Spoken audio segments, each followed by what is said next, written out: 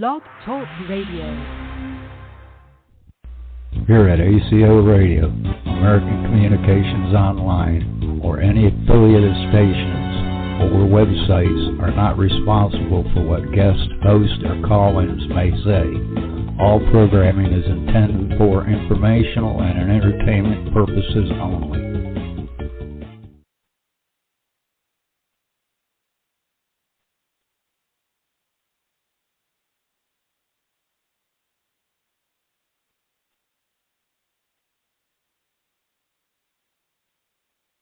Dialed in on the radio. Let me dial in again. You're on the radio right now. You're on the radio. I just merged your call in. So okay. Go ahead and introduce yourself to everybody, if you don't mind. I've already started. All right. Well, good afternoon. Sorry about the minor delay here. Anyway, my name's Richard Knight. I'm basically was born with 14 senses and completely aware of who I am, where I came from, and I was never separated or disconnected memory-wise in any way, shape, or form from God or the source of all creation.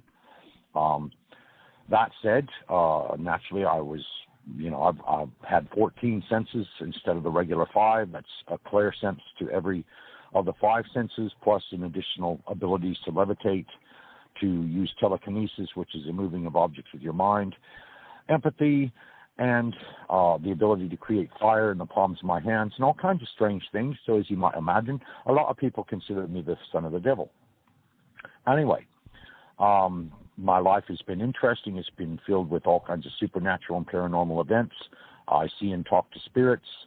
I sense spirits around me. I can see angels. I've had conversations with angels. I've had conversations with ETs. I've had conversations with all kinds of entities from all kinds of different dimensions and so forth. So yes, I'm a very, very extremely sensitive and gifted individual. However, I would also reflect to you, the audience, that all of you have these abilities. They just lay dormant, and you just have to give yourself permission to develop them. So, I am in the process of publishing books. I've written poetry. I've written novels.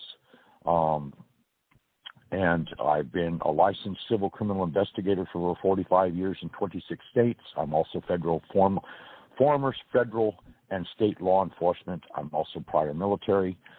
So I've done a lot of different things for our government and also a lot of different things in the private sector. I am a given individual that has always driven themselves to help and serve other people and to help and benefit them in any way possibly that I can, whether it be through our legal system, whether it be through spiritual counseling, or whether it be through hands-on healing or distance healing, as I am a Reiki master.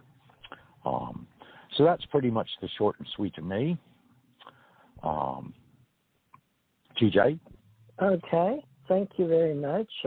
We've had a lot of philosophers and mystics and poets throughout time on the radio show, and many authors that have written books and articles on life and on mystical visions and trances. And I thought today we'd just discuss a lot of this stuff for the Ascension Age Awakening awareness that we're aware of, and the Ascension Age being really after the 12-21-12, but we moved it, saying basically it became...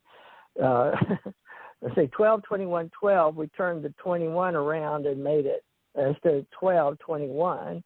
But so 12, would we say 12-12-20? 12-12-20 was a very powerful portal, of course. And, of course, now we have hopefully merged into 2021. Getting the numbers all jumbled together for some reason. Anyway, it's all good. Some people are not believers in whatever we're doing that they can't see physically, or it's not tangible, something hardcore tangible in science. But we're right at the cusp with those in neuro or brains, the study of brain or the study of mind, and a lot of people in quantum physics are doing the metaphysics of quantum physics and scientific laboratories and finding out a lot of the things we've been talking about with all the branches of parapsychology that always led us back to study ancient wisdom teachings. And we talk a lot about doctrines and all over the sacred, literatures of the world.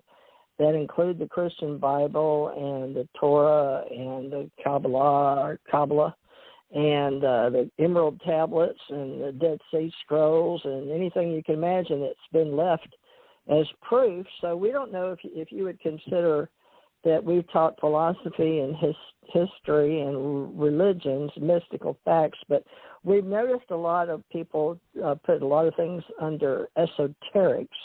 Now, I've got this under paranormal as far as the topic goes on Blog Talk, and I've for years was just paranormal, and then I've been doing spirituality shows where that's gotten to be more people that tune into Blog Talk are those that want their fortunes read or psychic readings, which Richard and I do. But we're also doing our best on Wednesdays and Sundays to give you the best life experience towards becoming a better reality. And there's many groups out there that are doing just that, so people don't have to feel alone in cyberspace. It's pretty lonely out here, but radio waves give us a way to contact each other weekly, and then we have YouTubes that we put up for lessons in life, and hope that you understand that you're all welcome to join all of us.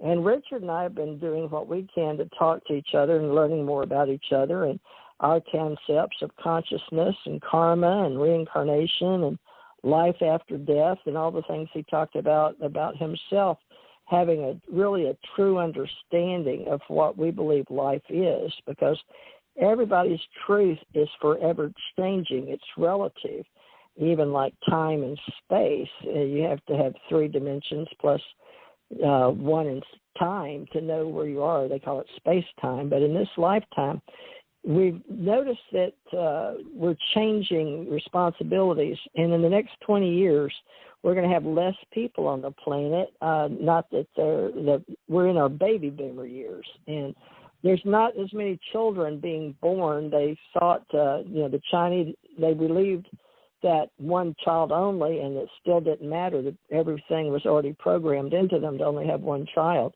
which I find that interesting. So we're finding out that we're learning more now in our dreams and our products that have feelings, and people are starting to show more about their knowing and their things that are on the planet, but we still have free will to listen and learn. So thank you out there for sticking with me all these years and, putting up with how we're changing our group. But we have our ACO Club, and Richard stepped up to the plate and said he'd put all his cards on the table, which he usually does at the beginning of the show, and helps us with our memories, our soul faculties in the force field. So, Richard, would you like to talk about the brain and the seed of your memory, why you think you remember from the beginning, and maybe that will complete some records for people that feel like their soul lies somewhere in their memory force field? Or I don't know if every thought and every act has ever been recorded in the oversoul,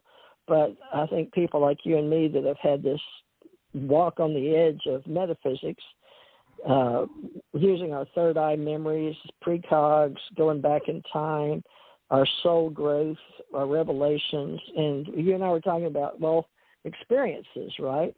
So you want to get into why do we think that we're a little different? I know we are.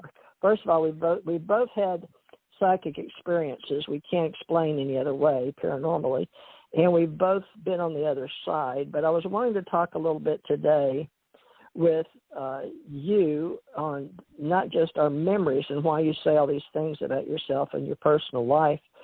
Were you here to remember consciously to help others, or just to help you, or is it a developed outreach and that's why we're finding each other? Because there's some kind of need we must have that keeps us on this path. Do you think it's leading us back? It's part of evolution, or how we're, you know what I'm saying? I'm trying to get you to talk about how our lifetimes and our feelings and even our dreams, everything is part of us, but we don't really talk about it normally on a day-to-day basis. You and I do, but not everybody does. So give people an idea of what they can expect if they hang out with us. Okay, well, let's see. Shall we go to the widescreen panoramic view? All right. We love to have discussions on ufology, alienology, ETs, everything paranormal, everything spiritual, everything that is metaphysical, everything that is esoterical, even sometimes classified as the occult or hidden. And we also love to share wisdom that, like Theresa had said, that we have a substantial archive now of all kinds of traditions and wisdom that was granted down through thousands and thousands of years. Of course, what makes us significantly different than the common person is that she and I have both had death experiences, as in what you would call the Lazarus effect. In other words, legally declared dead and have gone to the other side, and then in turn transited back from the other side back to Earth with the message that we are yet to have more experiences of helping other people. And that would seem to be the cycle. In other words, that would seem to be the overall theme that is shared between the two of us. And by helping people, you can help a person in all kinds of different ways. I mean, you can help them financially, you can help them spiritually, you can help them physically, you can help them emotionally, you can help them mentally. And of course, basically, under the guise of ascension or a reawakening or an awakening back to becoming the whole of yourself, your most true and authentic self, this again is how I came in. You see, I was born my true and authentic self. In other words, I knew for a fact that I am a divine being having a human experience.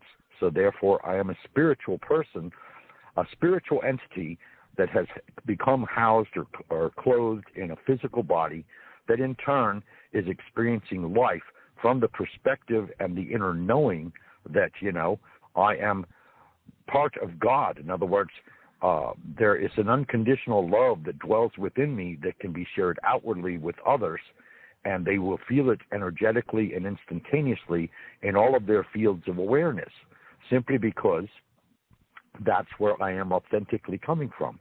So the truth we share is a truth that is based not only on personal experience, but it's also based on lifetimes of initiation and lifetimes of struggle and lifetimes of different roles that were played in different communities, different civilizations, different periods of time, as well as archived knowledge that, there are thousands of manuscripts, millions of treatises, hundreds and thousands of books that have all been archived to us as a race.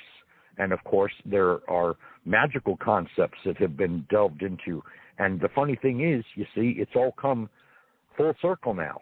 All right, because you have science that is actually stipulating that they are, in fact, validating spiritual and religious concepts that had only been talking out your head previously. Now science is coming forward with quantum physics and saying, yes, that in fact human beings are pure essence energy, and their essence as an energy person or an energy entity can be measured scientifically in all kinds of different ways. And I mean, in the past there was Kirlian photography, which basically showed that a person had an electrical field outside of their body and that the person themselves can actually control that field. Of course, now we refer to that as an aura or your electromagnetic field. And of course, when you're very depressed or you're very deep in thought, your electrical field compresses and goes almost within an inch or two of your body. However, when you are joyful and happy and just ecstatic, it has been measured as far out as 500 feet around that given person. Now, of course, so with that in mind, as human beings and with an electromagnetic field, we are constantly bombarding each other with our electrical energy, and we are influencing each other. And this is why basically you could say that man as a species is a very social person or a social being, because we don't like to be alone, but at the same time we also need periods of being alone. So by hanging with us, you will have an exploration of all of the above, and even topics that we may even get into simply because it arises genuinely out of a spurred on thought. Because again, another thing that Theresa and I share is an insatiable curiosity. You see, we are truth seekers. And every time one question is answered, it spurs on another 4 or 5. So going from the aspect being that, of course, we both were legally dead, and then we came back. We were both told by that instance, or at that instance, that we had yet more to accomplish, or that in turn there were even better things that we could do for others.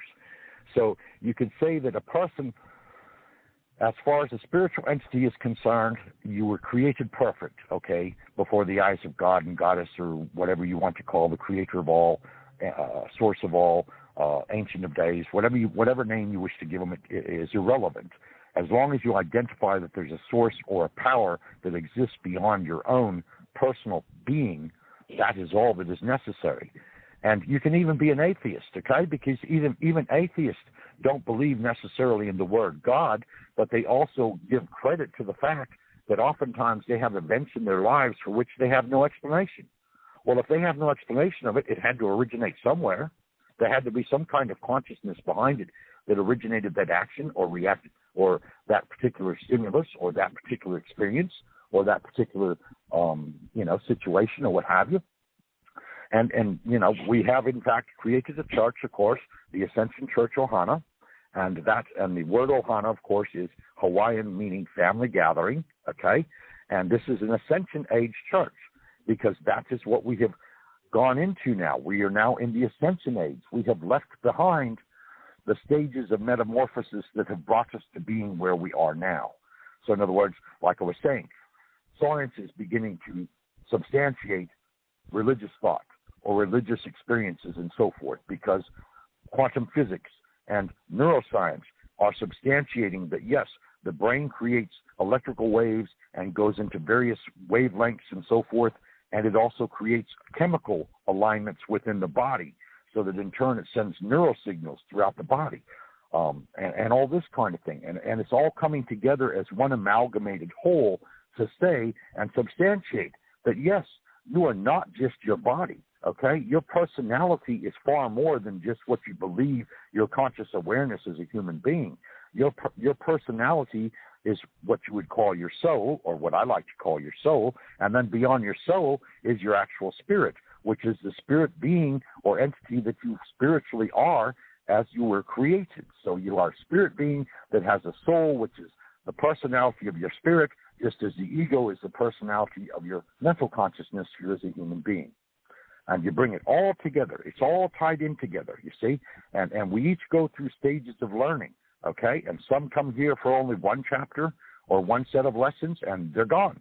And then another one may come here for thousands of lessons, or they may devote themselves that in the process of them accomplishing their lessons, they also brighten the possibilities of those around them at the same time. And of course, historically, you can look back and you can say, yeah, there was Buddha, there was Christ, there were a number of prophets or a number of sages that got our civilization and our history as human beings or the race of mankind. And each of them basically were all telling you the same message.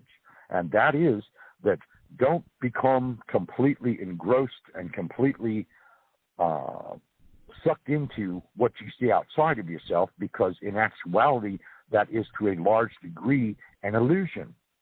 What you need to do rather is to turn your conscious attention and your focus inwardly, and that's when you begin discovering who you truly are and not what you've been programmed to believe that you are in existence regarding your simply being a human being, okay?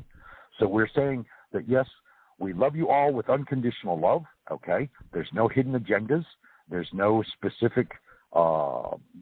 There's no specific place or plateau that we have to go to or anything of that nature. Yes, there are plenty we can reach and help you reach if you so wish, but, I mean, it's not mandatory. You see what I'm saying? This is like a brother and sisterhood of mankind coming together to ascend, to awaken, to become who they truly are. And, of course, from my vantage point, I had the advantage that I came in already knowing who I am. Now, granted, I did not know absolutely everything, okay? At the age of 14 when I died and came back, I was shown pretty much who I had been and who I had become in those 14 years through the book of life at the hands and the presence of God, or what I perceived to be God at that time. And then in turn, I was shown the entirety of the remainder of my life for an entire week. And then at the end of the week, of course, God or the consciousness took away that knowledge and said, well, what would be the purpose of you living a life if you already knew every exact twist and turn that life would take? That would be boring as the devil, and what would be the point of it? You wouldn't really learn anything, because in actuality, you will have already experienced what you're about to experience. So that knowledge was wiped from me, okay? But yes, I can only conclude or surmise, and again, this being my humble opinion, after thousands of lives, okay, on this earth, in many different civilizations, many different cultures, many different roles played, in all kinds of different civilizations and customs and traditions and so on and so forth, the majority of the knowledge now has become archived in my consciousness. In other words, it's like the Akashic records of my personal file have been downloaded in my conscious reservoir, so that in turn, when I walk out my door in the morning, all right, and I come upon a circumstance, I have all the experience and wisdom that I have garnered from all those lifetimes to help me make a judgment as to my own personal action or reaction to any given circumstance. So again, this plays to my advantage. But again, you see, I can't emphasize too much, or I can't stress too heavily. The fact is that all of you that are listening to us, just as TJ and I, okay, are spiritual beings, all right? This is your foremost entity, and this is the perspective from which I approach life. I am a spiritual entity first, and then I am a human being second. And of course, I guess the whole synthesis of the whole life experience is to gain that consciousness as a spiritual entity and bring it down into human consciousness, and then basically you would have a lifetime similar to that of Christ once he became God realized, or any of the ascended masters or saints in the past. Once they became God realized, it was like they were no longer just a human being, more so they were a spirit entity walking on earth, looking out through the eyes of a human vessel.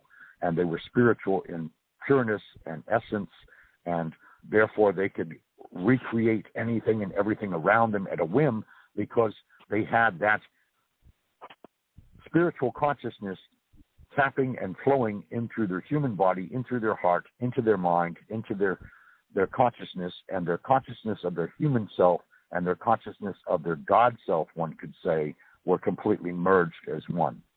All right? And of course, I don't claim to be there. No, I'm probably, maybe, if I'm very lucky, I'll probably be 3/4 of the way. But again, we have no ways of measuring it. Of course, the spiritual journey is an independent journey. It is a private journey. But yet at the same time, we all come together, you could say, like a helix, like the DNA strands, okay? They're twisted around and twisted around and twisted around. And lives are just like that, okay? We agree to meet at a certain point in time to better each other, to push each other maybe forward when we ourselves don't have the energy, or we don't have the enthusiasm, or maybe we're depressed, or maybe we're delusioned in some way. And a friend comes along and lifts us up and says, no, you're special. You have that ability. This was made for you. This is what you're meant to do. So step out and go for it, because there's nothing stopping you but you. And that's a fact too. You see, the only thing that ever gets in our way is we ourselves. So yes, when it comes to belief and faith, again, those are very personal concepts. But at the same time, they're all amalgamated into the synthesis of the whole, because all paths have to return to the same place, and that is the source that created us all. So we all come from one source, and unto one source we all return. And then, of course, you could say that Earth, I guess, amongst many other planets and many other universes and many other dimensions and experiences, are go-betweens or learning schools, okay?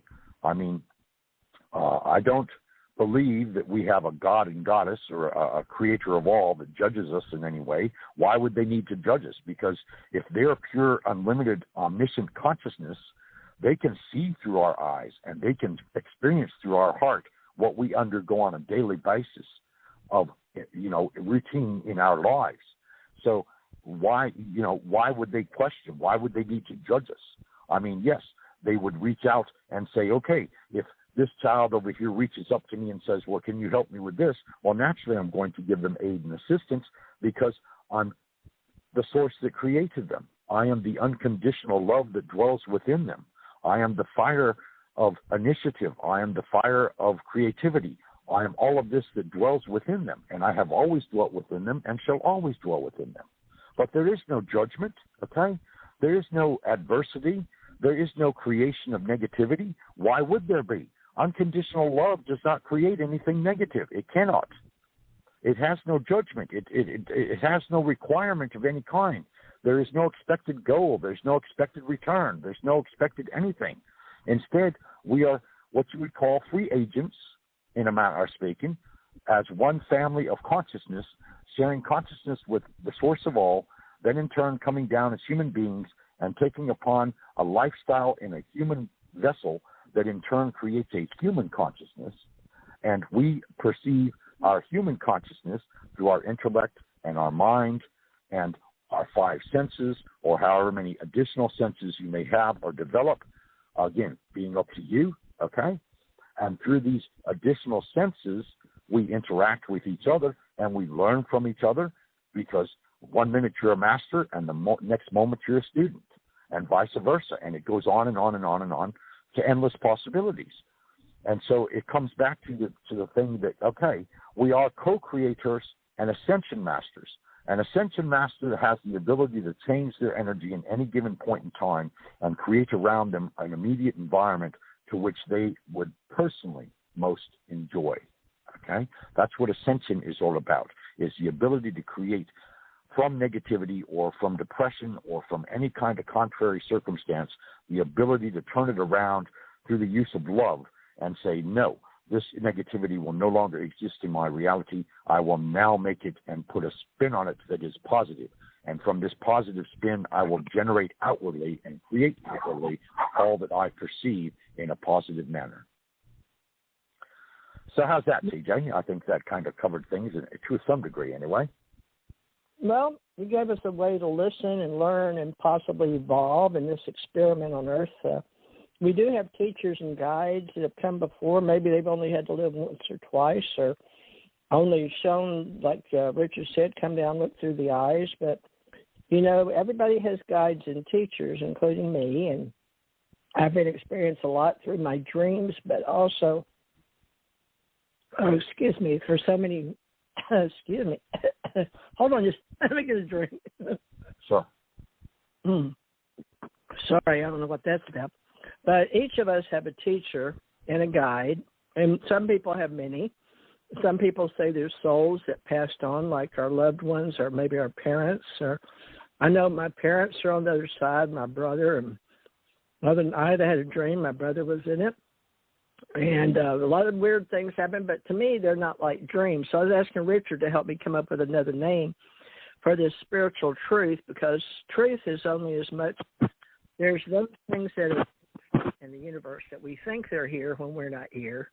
And we, even though God is everywhere and everything, and God is love, the master souls that overcome all earthly desires, they also go and teach in other realms of existence and dimensions. So I've come to realize, after dying and coming back and dying and coming back and watching my loved ones die and not come back, why am I still here? I wasn't very comfortable missing my husband and my brother and my two brothers and my parents. And these are questions that I believe we're allowed to ask in our conscious minds, and they're mysteries to our minds because we never really get an answer. So taking on the responsibility to evolve is the only guidance that I've been given from other earthly counterparts or other earthly souls, but I don't know that they were really earthy.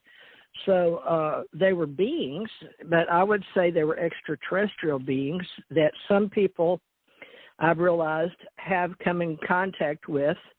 And we have a history on the planet, and one of the oldest with Enoch and Methuselah, those stories, and some different ones with those from the heavens came, the giants and the Anunnaki, and all those stories, whether you believe in them or not. There's a lot of people that watch History Channel will see those that follow the ancient aliens and conspiracy all that will tell you that just change the name, like Eric von Daniken said when he was a scholar and read Hebrew, and changed the name and changed the words to match the time. So he said, like, change angel to extraterrestrial. But I don't have that same feeling, but because I still feel like that what we wrote about angels was a different class from what I can see and what I've read with Enoch, the Book of Enoch. And if you haven't read it, please do so or go and listen to it.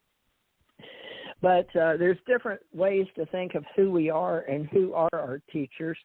And while I've been here, I've had visitors, and I have some in dreams, always did. I have some as a child that taught me to do things, and I can remember moving my blocks around and learning to spell before I was ever in school. And I had to start school a year early because I was born December 26, 51, but they started me, I think I was 4, but I was very tall and very smart. So I actually started school at 4. I turned 5 in December 26, so I started almost 5. Because of my birthday at the end of the year, they went ahead and let me, even though it was December 26. But I learned all through these lives I had in different chapters with my parents that were alive back then. They were both workers at the paper mill in Monroe, and they were both roller skaters and dancers, and very beautiful, radiant couple. Met in high school, and my mother went home and wanted a child, so they created me out of love and harmony with each other. Of course, that changed through the years, but the understanding is they were here in human form. Now, how do I get from knowing they existed and they're gone, except that everybody seems to go through these cycles? And they had brought me back when I was a child, and then when I had my 4th child, I died again, and when my husband died, I died again. So, and there are 2 other times in between those things, but you wonder about the mysteries that they say, and I've asked a lot of people that are, I would think, higher up in the academia world or in various churches, just about all of them you can think of, and worked with a lot of clergy and clerics and pastors in military, out of military, Catholic, Judaism, my parents and other friends, and then Protestant. But what we're teaching is all of it, because all of the questions, all the people I've met, it doesn't matter what religion they are or what color their skin is or hair is or where they come from. Some do have a spiritual journey, like Richard and I, and most do not. So there's not a lot of people that I have met throughout my life that have died or had, they wouldn't even talk about out-of-body experiences, the astral plane, or even near-death experiences for years and years. It's changed now because so many doctors had it happen to them, or they wrote books about their clients or customers or patients. So we've come a long way as far as the truth that we think is wisdom. But the truth that we all share is, we hope, is the meaning of setting us free, but the freedom to unleash what it is that we're all looking for, and that mystery, and the curiosity that makes us wonder about what is all this about. And so many people have said it's about our evolution, and that we're all part of the monad or the God source or the Holy Trinity, if you will, or whatever. It depends on the frequency bands. Some people believe we're nothing more than muons or below that take it to the lowest denomination. But, one thing I've learned is I always wake up and go, oh, I'm still here. Now, what we're teaching consciously is hopefully how when you finally have the final death, that you've occurred with a faithful pose to your work and your journey here, that you pursued your ideals, or your ideals possibly, but you did what you felt like you were here to do. And a lot of energy is required in your lifespan, and we wonder about the cause for the path of the initiates and their recognition of that. And I followed psychology. I think the first college course I ever took was psychology, and it was with Abraham Maslow, or the book and the person, right, the gifted psychologist. And that was a very wonderful gift I had. But people don't necessarily believe, if you can read the books. Elon Musk, he would go to school, but he'd read all the books and he was terribly bored, and he'd just do the test. And the same thing in the university. But he got a degree in engineering and I think a minor in business administration. But he went out to find people that were going to Mars, or to look for what he was interested in after he sold PayPal and got $128 million into eBay, he and his brother. And he started, his Tesla company and the fast cars. And there was nobody going to Mars the way he thought we should be. He was very disappointed. So with NASA being like government, he put it to the test of why can't civilians do it. Of course, not everybody's walking around with $128 million in their pocket, and that wasn't all he had. He sold something else like 68 or something. I'm forgetting because he started, 2 or 3 things. He was just a really smart kid. So he's who's going to get us where we need to be up there with the extraterrestrials, but that's only in basically around our our solar system. It's not really above the Milky Way galaxy. We're still in this galaxy. So, Richard, a lot of the people that I have seen talk about extraterrestrials have psychic intuitive thoughts of those beings that are teachers or guides. They don't know exactly how to talk about it seems like they want to talk about science versus religion instead of thinking extraterrestrials could be those we've always talked about, and they've always come before, and we talked about those from the heavens came, whether they be Anunnaki or Nordics or Andromedans or Universal Host or the Supreme High Council or the Federation, like we grew up with Star Trek, and that was Gene Roddenberry and the Ennead 9 from Egypt, which you've studied, the gods and Coptics. But it's all the same story from what I can see. But how can we convince people? Probably not, because they've got to experience it, but that we're on the up and up with what we feel like we've experienced. And I have beings that want to educate me, and I think from what I can see from people, they believe they are their teachers or guides. They may or may not be relative. How do you feel about that? Because you've had some experiences, and we talk about the ascended masters like Jesus Christ, Buddha, all the ones of Maitreya, the Eastern philosophies, all the ascended masters. But how do you feel about those in between? That's what I'm having. I think we're going to have to come up with some new words of the time, you know what I mean, to cover all those like Eric von Däniken, Chariots of the Gods, and extraterrestrials. We're not approaching that. And so on one of my YouTubes, I noticed I was part of the secret space, which I don't like to use, but I was lacking words, part of the secret space program. Can you help me out with that anyway? Well, sure. I mean, the main theme appears to be, yes, the main theme appears to be through all of this technology, through all of the channeled messages, through all of the various media sources and so on and so forth in regards to the Galactic Federation of Light. And like you said, there are beings from numerous different planets, the majority of which aren't even in our solar system and may even be outside our galaxy for that matter. But, I mean, have the Pleiadians, there are Andromedans, as you said, there are Sirians from 2 different planets of Sirius, and there's probably who knows how many, thousands, okay?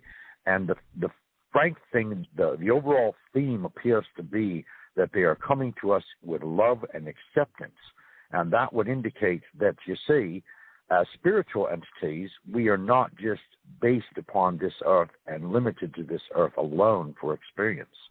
So it could well be that a great many of us have, in fact, lived on other planets, been other beings in other galaxies, universes, etc., and that particular cavity or cache of knowledge is not within our conscious selves and is something that we would have to go inwardly to explore or to reach out for assistance in acquiring that knowledge as to who we have been on various other planets, and how in turn this relates to, like you said, experiences of visitations from ETs, or experiences in dreams where you actually feel like you're being teleported to a spacecraft, and then in turn you have experiences upon the craft, or you may even have interactions between different civilizations of different kinds of alien beings, and all of this kind of stuff. I think it radiates to me that we are all substantially the same. The drastic differences being that, of course, technologically they are thousands and even millions of years ahead of us, where we are as a culture and civilization here on Earth. They have gone far and beyond what our technological means. So we've had like glimpses of the technology within our civilization accruing and amassing a great deal of strength and a great deal of wisdom, such as Atlantis and Mu, and even Egypt to some extent.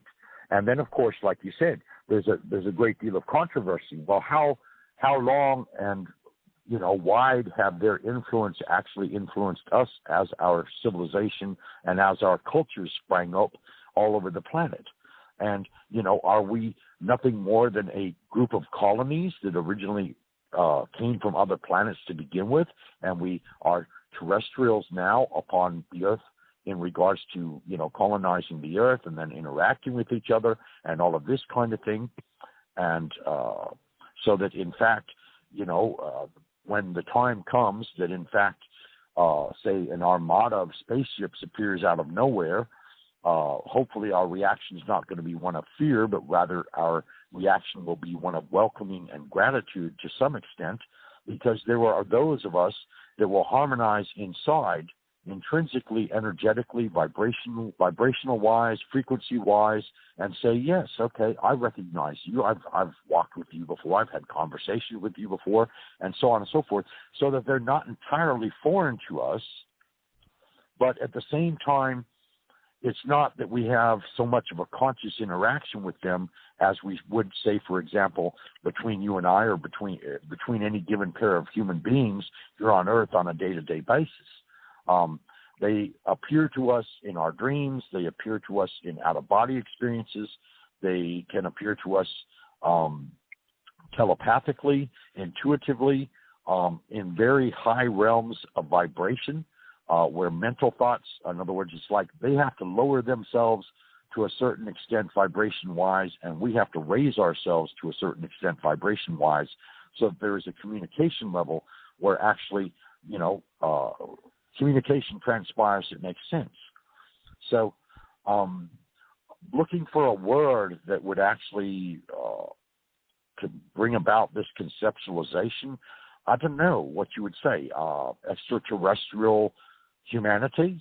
I mean, because we're humans to some degree, but we're also aliens to another degree, because we're relating to and having conversations and interacting on a personal basis, even physically to some degree, with other races at other times in other places upon their ships, in other dimensions, in other galaxies, in other planets, and so on and so forth.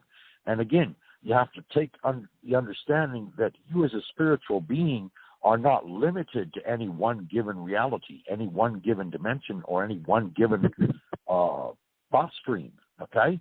So, yeah, we may have this physical body and be conscious as human beings right now, but we could also have 4 or 5 other bodies out in space somewhere on other planets and so forth, and actually be leading perfectly normal lives as aliens upon them other planets.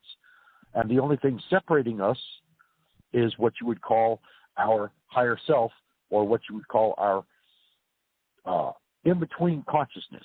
In other words, I guess you get to a level, intelligence-wise, as a human being, your intelligence can only leap so far. And then in turn, your higher self is the go-between between your human consciousness and your spirit self. And your higher self is very much aware of everything that you are doing as a spirit, where it be, if it's simply limited to one life here on Earth, or it's one life here on Earth and a half a dozen other lives in other galaxies and other planets and other universes and other dimensions all at the same time. Because naturally the time concept, as we understand it, is two-dimensional. It's a straight line that goes either backwards or forwards, and of course the middle point is the now point or the 0 point. Whereas if you go away from this planet, time in actuality is a circular event. And so as a result, because it's a circle, everything is constantly flowing together at the same moment.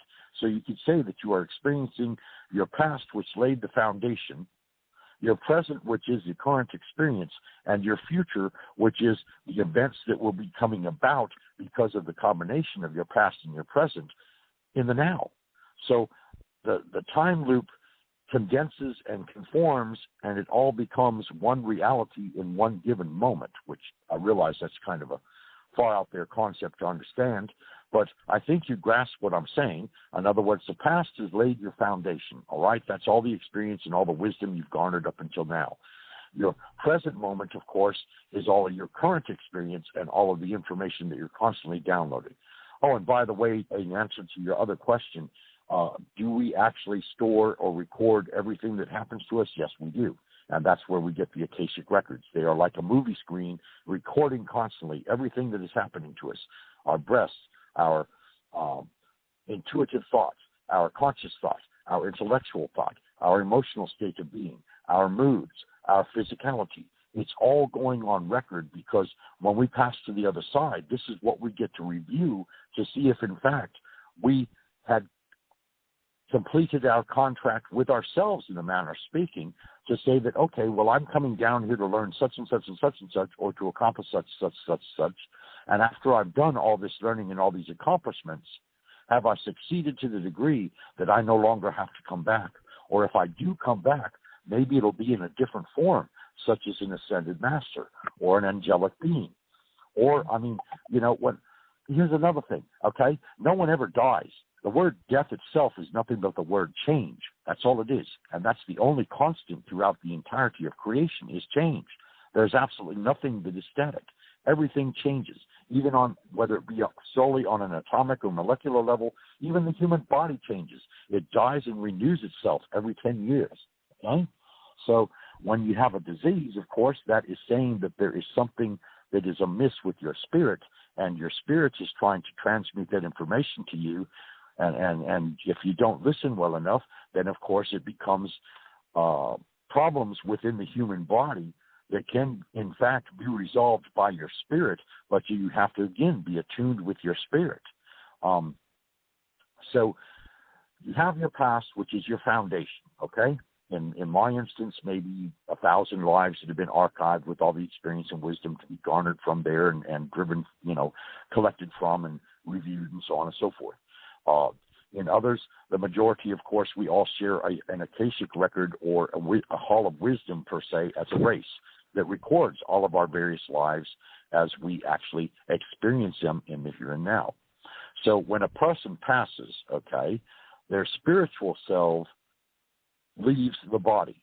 In other words, their energetic being leaves the body, and it is their energetic spiritual being that is animating this body in the first place. So if you take away the source of animation from the being that's being animated, of course the body itself dies. But the spirit is eternal. It's immortal. And so from one aspect, you could say that we can be harmed, and from the opposite aspect, you can say, just as truthfully, no, you cannot be harmed in any way because you're an eternal spirit. You cannot be harmed unless it were to be the source of all that decided to harm you. And if the source of all is nothing but unconditional love, there is no reason for the source of all to harm you. Rather, it would be nurturing and cocooning you so that in turn you learn from these drastic and sometimes often traumatic experiences that we have to understand the wholeness of the being that you are, that you barely perceive while you're in human condition. So the human body dies, the spirit goes back to the source of all, and you review what life you've had here, and then in turn you make a determination, well, is there more you could learn by coming back here? Or have you gotten to the graduation point where you walk across the stage and say, okay, I came and I did Earth, so now what's next? Okay? Or maybe I came and I did Earth while I was also doing Andromeda, and I was over here in Orion, and I was over here in the Pleiades, and whatever the devil. Okay? Your higher self I believe, has the conscious overview of all that you are in your entirety. And I think that's bringing that down into your consciousness would probably be such a grand overload that it'd be, I don't know. I mean, I can't even perceive it to some extent. Now, spiritual entity, yes, it's very easy to understand that I am a spirit being and that spirit becomes foremost for me in everything and anything that I propose to do or that I experience or that I relate to or interact with or anything else. I always place spirit first because my spirit is more important to me than my human consciousness is. And it has always been that way. It was the way I was born, and it will never change, okay? But when you start interjecting the higher self that has all of the knowledge and all of the answers of everything that we are doing, okay, here's where the questions come in. Because, no, we do not ever lose anyone, okay? Anyone that was a loved one to us and dearly cherished and deeply loved has not left us. We have to understand that the only thing that has left is their spirit has transited to a higher vibration, and this is why, for the most part, we do not perceive them. But again, you see, there are those of us like myself and like TJ and a couple of hundred others that I can name most easily, all right, that in fact do see spirits, and they are mediums or they are channels or they are both, or they are sensitives in the fact being that they see the spirits of those that have left their physical selves. Because none of us die, we only change, okay? We are immortal. You cannot kill that which is immortal. Immortality speaks that it is an ever-inclusive figure eight that constantly goes round and round in the shape of an eight, the infinity symbol. That is basically your immortal self, all right? Now, yes, you can go through all kinds of physical trauma, mental trauma, emotional trauma while you're here on Earth, but does this actually affect your spirit? No, it only affects the growth that you are attempting to achieve consciously while you are here in school or by whatever means you wish to word this experience that we're having shared on Earth, okay? So they are always among us. Now, they also have choices, okay? They can come back instantaneously and be a newborn child if they've got other lessons they want to learn or they've got other knowledge they want to share or other things they want to experience that they didn't get around to. Maybe they didn't complete their bucket list even. Who knows, okay? I can't say because naturally we are all free and independent, yet at the same time we are all definitely related as one family of man, as one consciousness of God. And so we share this consciousness as a spiritual family first, and then in turn as a human family second, all right? And that's not to say, that's not to belittle or to downgrade or speak, anything mean or negative towards any of the relations that we have, regardless of how bumpy a ride they may end up being. But you have to understand that we, in some ways and some regards, we're also reflections of each other. So that's why I say, we meet at a specific point in time in our lives to boost each other and to lift each other up, or possibly, if nothing more, than to help others express themselves more fully, or maybe fill in the gaps that the other person was struggling with, okay? And we are all one consensus group. So on a conscious level, the past is our foundation. The present is what we experience or we are projecting outward for ourselves to experience in the present. And the future is what we are mentally contriving or imagining that we will experience tomorrow. So if you put it in that context, you're only talking about 72 hours. And if you combine it and condense it down even farther, you can get into what science relates to as the quantum field. Now, in the quantum field, of course, the past, the present, and the future are all present because they're all constantly revolving around each other, just like an atom does to a molecule and so on and so forth. And in the 0 point, which is basically where time itself stops or no longer exists, all right, you have the freedom to express anything and everything you wish to create. So from the 0 point, you completely recreate your present and your future. You're not worried about the past because why would you want to go back and attempt to change the past? You really can't because the past is already written. So you're only dwelling on the positive outlook and the positive experiences that you can create in the now moment, which is a combination of the present and the future. And this is why science and religion have basically come together and substantiated each other, because science is proving that religious espousal of wisdom is in fact and not just, talking out your head or whatever. And so then you bring into all the medical sciences and all the physical sciences and all of this kind of thing, and mathematics, of course, which has been around since man's been invented, basically. And then, of course, you bring into the fact that there are other beings out there. Well, it only makes common sense when you think about it. I mean, it used to be that mankind thought they were the only species in the entirety of creation. Well, that's just absurd. I mean, why would an unlimited consciousness only wish to experience itself in an outward basis or an outward projected basis that would in turn project all the knowledge of that experience back to themselves at any given second? Why would they limit that experience to only one species on one planet? It doesn't make any sense. If they have unlimited possibility and an unlimited imagination, which we have a small portion of, or at least we seem to do that, then in turn, it would only make sense that there are all kinds of different beings on all kinds of different planets and all kinds of different galaxies and all kinds of different dimensions and all kinds of different universes and so on and so forth.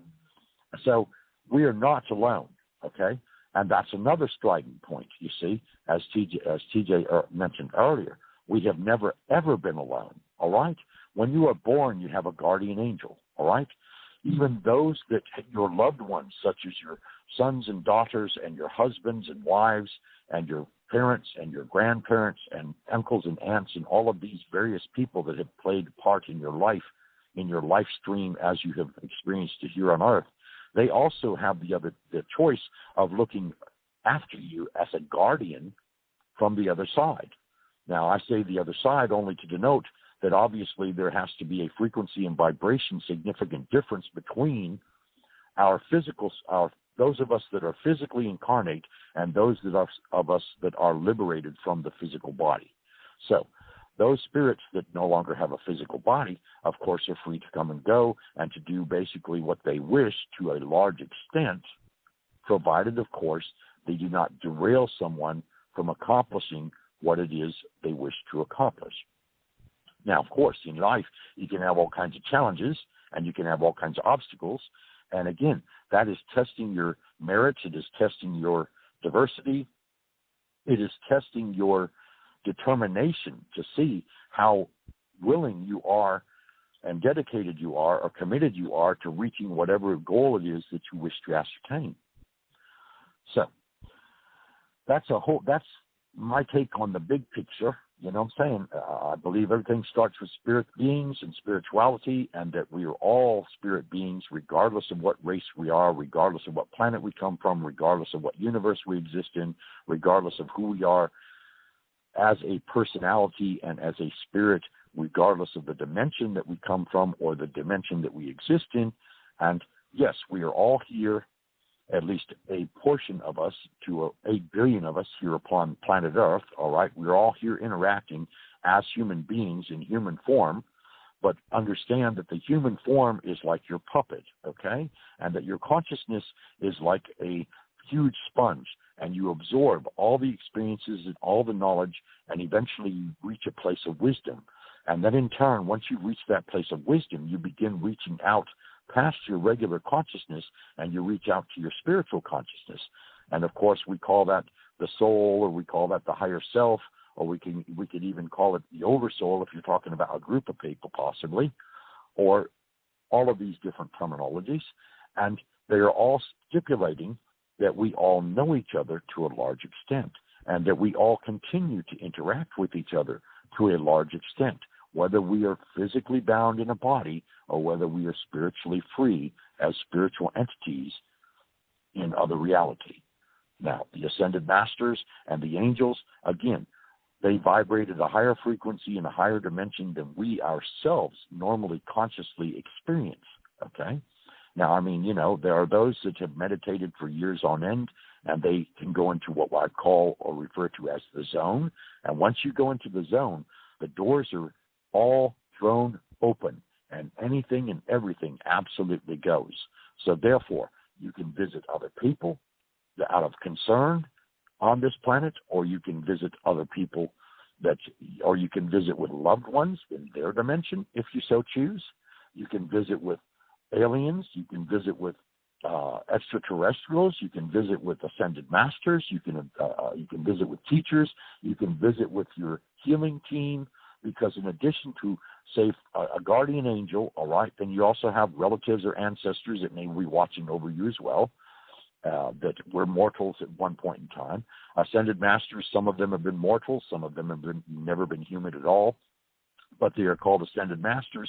Why? Because they have the understanding of having graduated from this school of knowledge and this school of wisdom in one way, shape, or another. In other words, either they absorbed all that could be intellectually and profoundly understood on a wisdom level, and that is why they ascended to a different frequency and vibration and to a different dimension, and that's why they reside there now.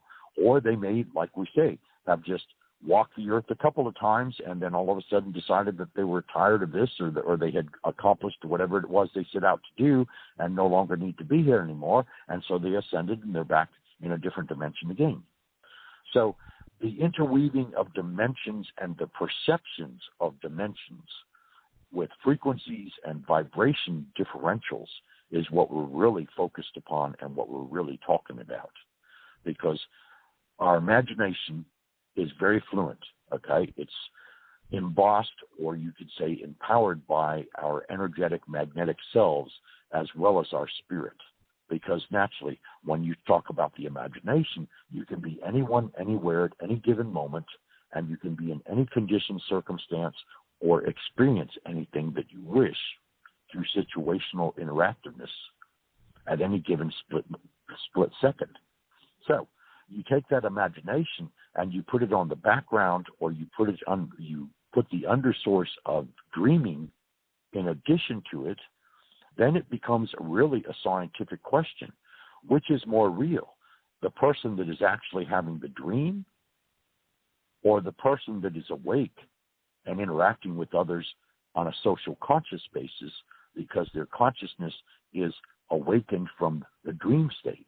Is the dream state more real, or is the waking consciousness more real? So you could say, all right, regardless of what the belief system is, if are the beliefs more real, or are the scientific facts more real? Are what we experience the limitation of everything that we can experience? Or is this just one panorama, like living in a snow globe, that you experience on a daily basis? And there are parts of you out there in other dimensions living in other snow globes that are all feeding back all kinds of different experience, wisdom, and information to your spirit, so that your spirit can grasp, and that your spirit, the evolution of your spirit, appears to be the real transitory experience that we are all here to evolve from and back into, and from and back into as many times as we so choose to have, and regardless of whether the reality is limited strictly to Earth or other places, planets, universes, dimensions, etc.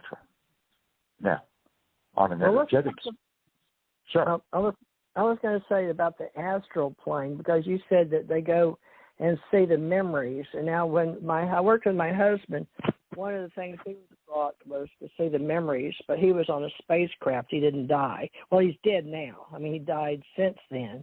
But right. Back in the day when he was teaching me, and we were repelling each other because we didn't know if we were working on the same team, for the government and for this planet. Well, it turns out we were. We're working for the same good guys. But they said some of these were getting through above the galaxy. We were in a quadrant to protect a certain quadrant of the universe, which included Milky Way galaxy and Andromeda galaxy.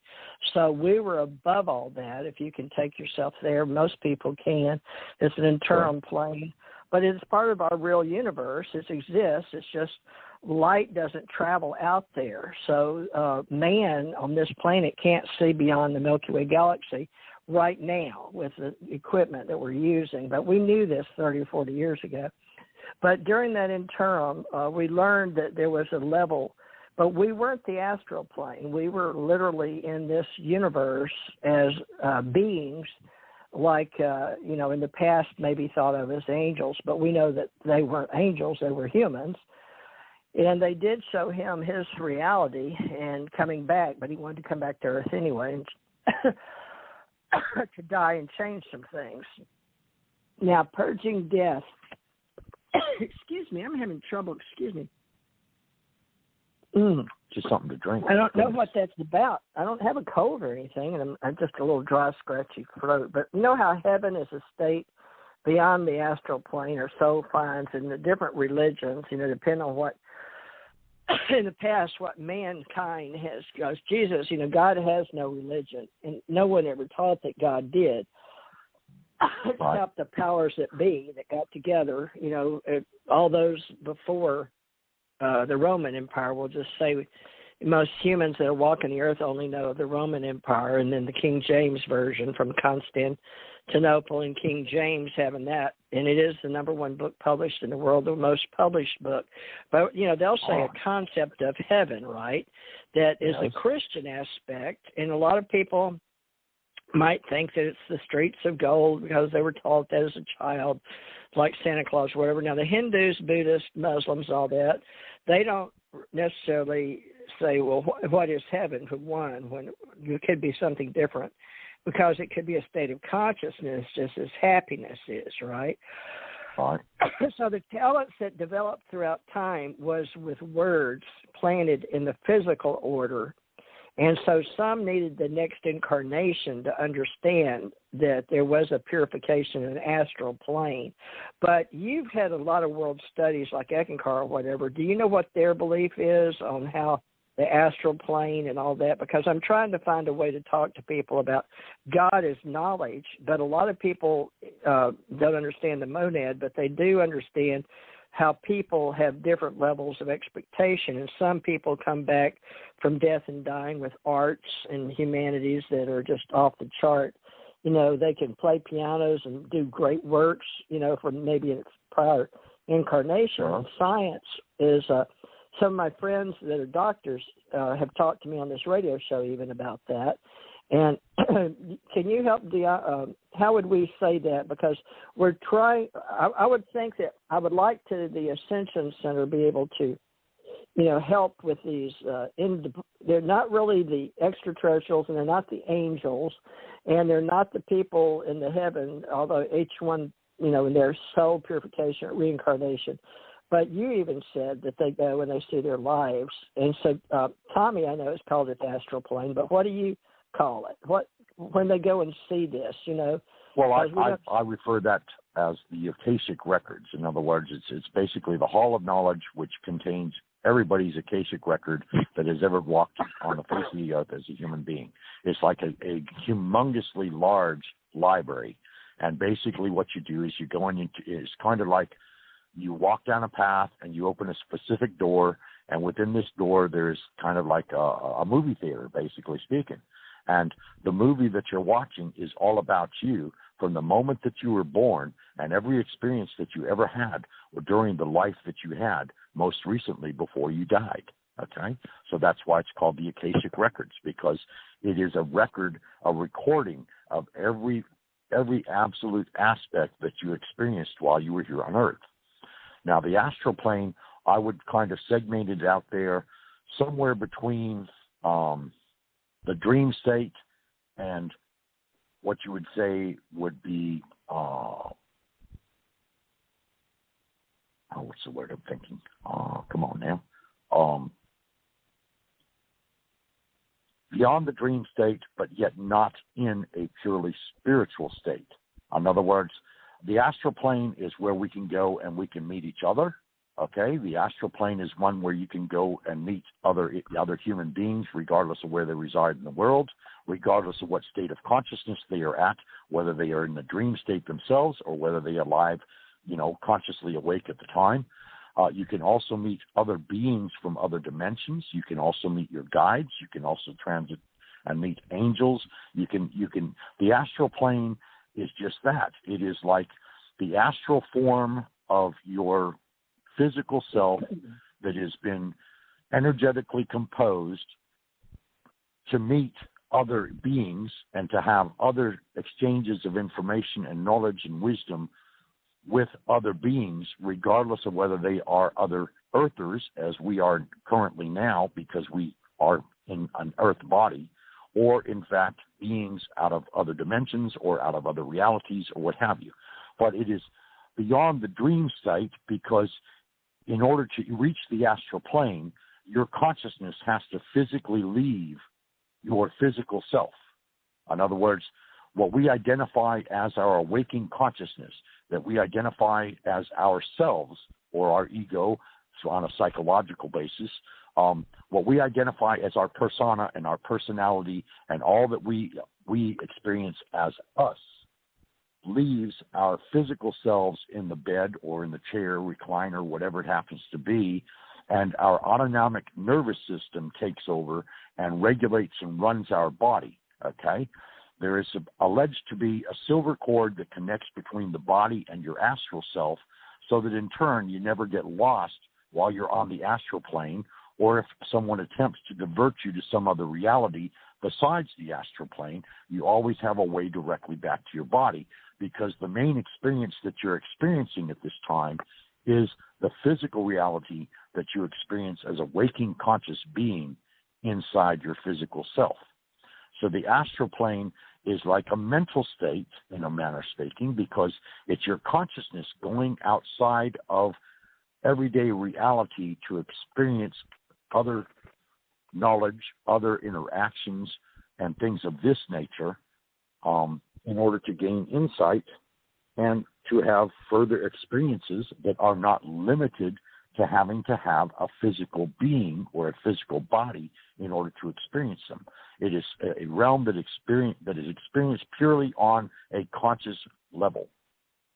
And it's an energetic state of being where your consciousness is energy, and basically you are an energetic being. You can become anyone you wish to be, in any form, in any light, in any vibration, in any frequency, to some extent, as long as that is within your perception of who you believe yourself to be.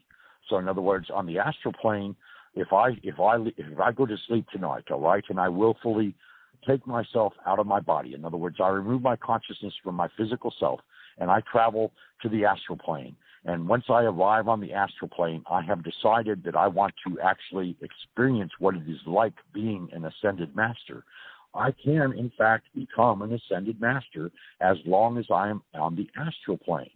Now, that does not mean that I can bring back the consciousness and experience and wisdom of an ascended master into my physical consciousness once I return to my body, but I can experience the simulation of that while on the astral plane.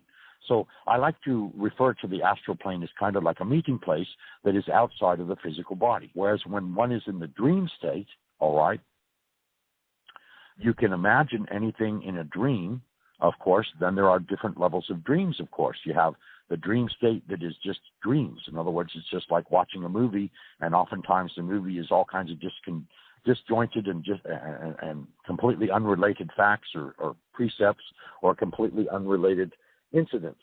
Oftentimes, most people dream or have a review of what they've done during the day, and that's what basically sets the tone of their dreams. So in other words, you're reviewing all of the emotional information and all of the intellectual information that you've experienced during the day while you were awake, okay?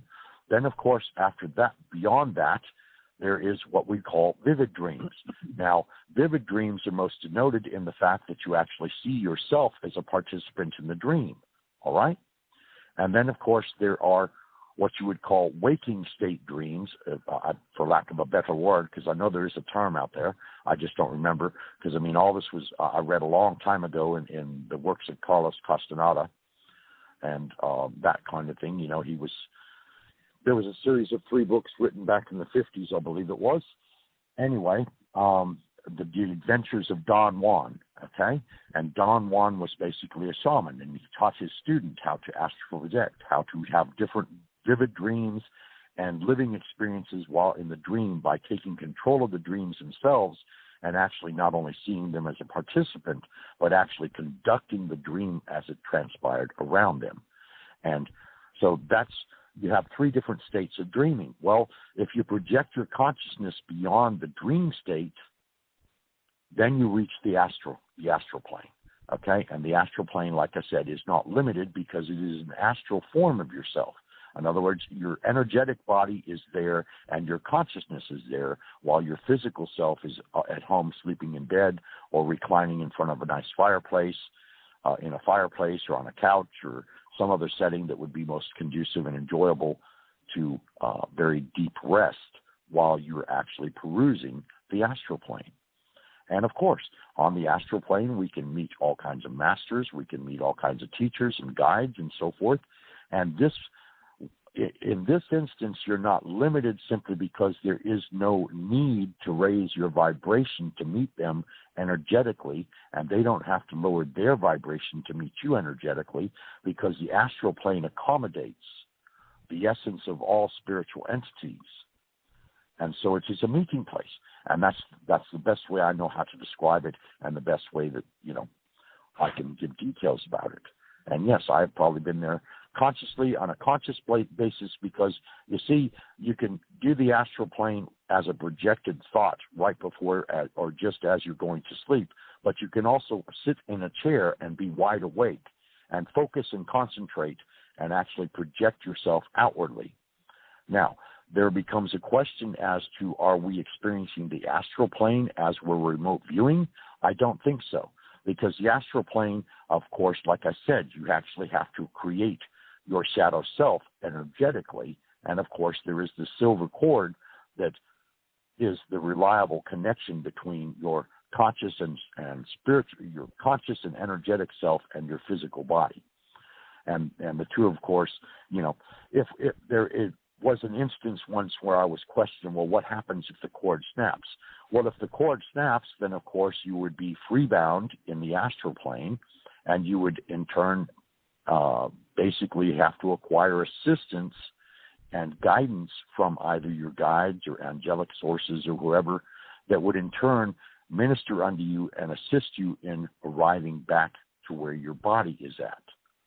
But can you actually get lost? No, I don't believe you can.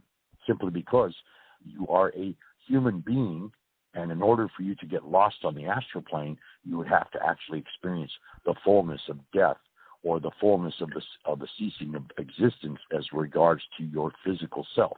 And this does not happen on the astral plane. Yes, you can have negative experiences, but to actually believe wholeheartedly that you die, no, I doubt that would be very, very rare.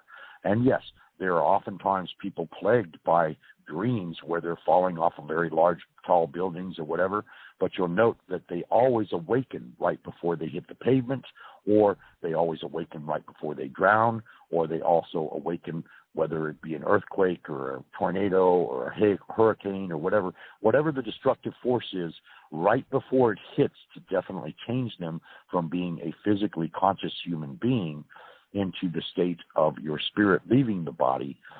That event is like put on hold and you return to your body. And sometimes you can awaken very shocked because dreams give you the impression that they are just as real as you were to get up and get dressed and walk out the door. The dream can be just as vivid and very intense, just as though you were, in fact, experiencing it in real life. But again, it is only a dream. And dreams are basically a learning tool that I think we put before ourselves, and it is also a manner in which we gather information. Now, remote viewing is similar to dreaming from the aspect being that we shut down our regular conscious self in regards to that of our 5 senses simply being contained within our physical selves. In other words, basically, a remote viewer is one that is capable of taking their conscious self and all of their five senses along with them and actually go spy on whatever it is they wish to see or whatever they're being asked to review or whatever they're being asked to look on. Now, can you actually become a physically energized self while a remote viewer? I do believe, again, basing things on endless possibility, that yes, you could become your energetic self, because I know from past experience as an astral being, using what I refer to as my shadow self or energetic self, I have appeared to many people and even gone on camera film, being filmed, or pictures being taken while I'm in two places at the same time. So the astral realm can be reserved purely to the physical plane, or it can also be a meeting place for all of those who do not have physical bodies, or even those that do have physical bodies, but they wish to meet other persons from other traditions, from other cultures, from other places in the world, where they don't have the finances or the means to travel to those places.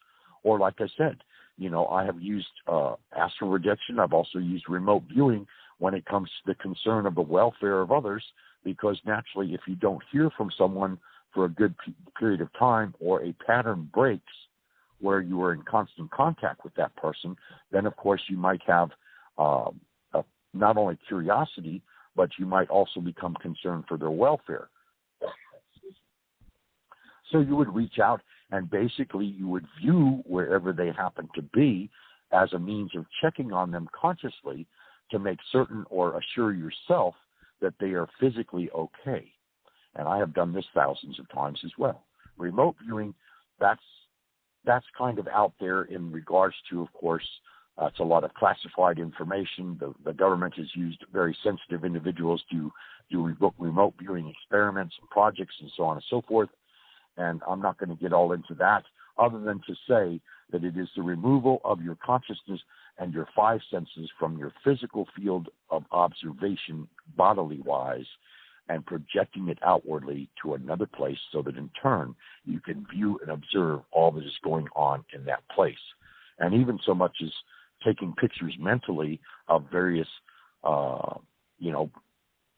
blueprints or treatises or scrolls of information and things of this nature, and actually acquire them and mentally bring them back to your conscious body once you have finished the remote view. We've had a couple of people hanging on, and we can discuss the psychic center and the mental, astral, and physical plane. One person just got off.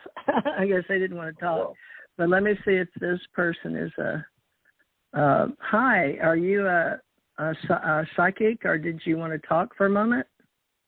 I had a question. I was wondering if when you dream of somebody that's passed on, if that's always like a communication from the other side, or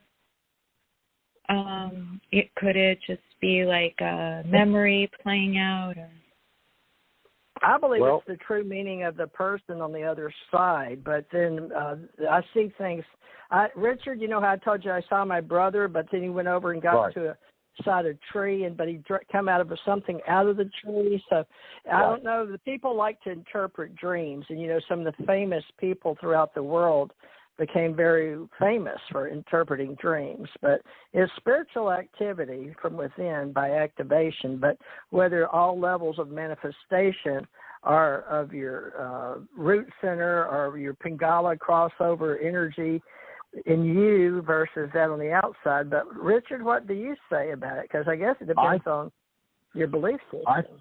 Yeah, exactly. But I would say for the most part that actually when you dream about someone that has recently passed over, that you may or may not be conscious of in regards to their passing, because I've had this happen a few times. I've had a dream where, like for example, I saw my grandparents shortly after they had passed and did not actually learn that they had physically passed until some months later when I was actually informed by a phone conversation. But I believe wholeheartedly that when you actually see the spirit of a loved one or even a close friend, or someone that you were deeply attached to, whether it be emotionally, mentally, or otherwise, when they do in fact come to visit you in a dream state, that is actual a portrayal of them coming to visit you energetically in your physical reality.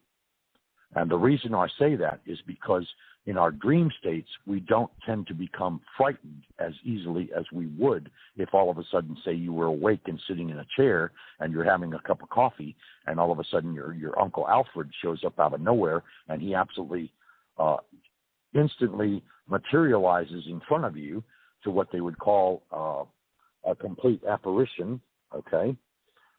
In other words, in their energetic form. But you have to understand also that the energetic form can look just as real as your physical self, except, of course, light passes completely through it.